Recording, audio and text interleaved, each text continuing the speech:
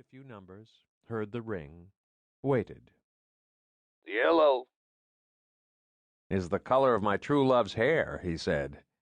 "Except that Franny's hair is red. What kind of greeting is yellow?"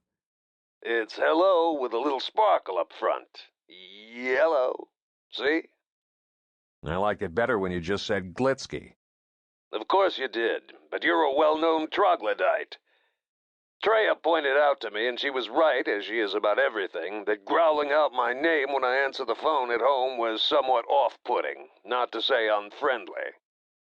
As a lifelong policeman, Glitsky had cultivated a persona that was, if nothing else, self-protectively harsh. Large, broad-shouldered, black on his mother's side, his father Nat was Jewish, Glitsky's favored expression combined an unnerving intensity with a disinterested neutrality that, in conjunction with anomalous ice-blue eyes and the scar that ran through both of his lips, conveyed an impression of intimidating, barely suppressed rage. Supposedly, he had wrung confessions out of suspects by doing nothing more than sitting at an interrogation table, arms crossed, and staring. Even if the rumor wasn't strictly true, Glitsky had done nothing to dispel it. It felt true. It sounded true. So it was true enough for a cop's purposes. "You've never wanted to appear friendly before in your entire life," Hardy said. "False. At home, I don't want to scare the kids." "Actually, you do. That's the trick. It worked great for the first batch."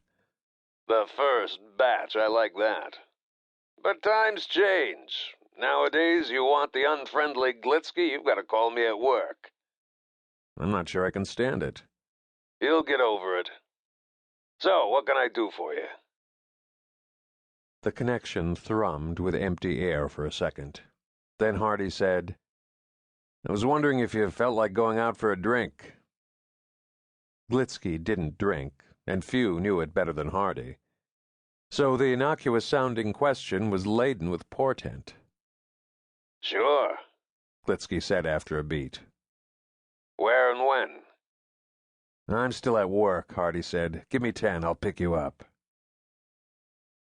Perversely telling himself it was because it was the first place he could think of that didn't have a television, Hardy drove them both to Jardiniere, where he valeted his car, and they got a table around the lee of the circular bar.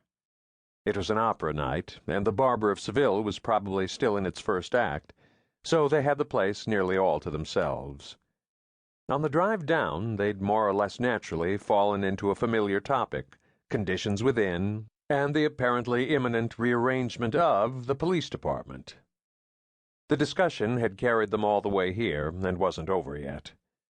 Glitsky, who was the deputy chief of inspectors, had some pretty good issues of his own, mostly the fact that he neither wanted to retire nor continue in his current exalted position. "Which leaves what?" Hardy pulled at his beer. "No, let me guess. Back to payroll." Glitsky had been shot a few years before when he'd been head of homicide, and after nearly 2 years of medical leave from various complications related to his recovery, he got assigned to payroll, a sergeant's position, though he was a civil service lieutenant. If his mentor, Frank Batiste, hadn't been named chief of police, Glitsky would have probably still been there today. Or more likely, he'd be out to pasture, living on his pension, augmented by piecemeal security work. But Batiste had promoted him to deputy chief over several other highly ranked candidates. In all, Glitsky pretended that this was a good thing. He had a large and impressive office, his own car and a driver, a raise in pay, an elevated profile in the city, access to the mayor and the chief. But the rather significant, in his opinion, downside to all of this was that the job was basically political, while Glitsky was not.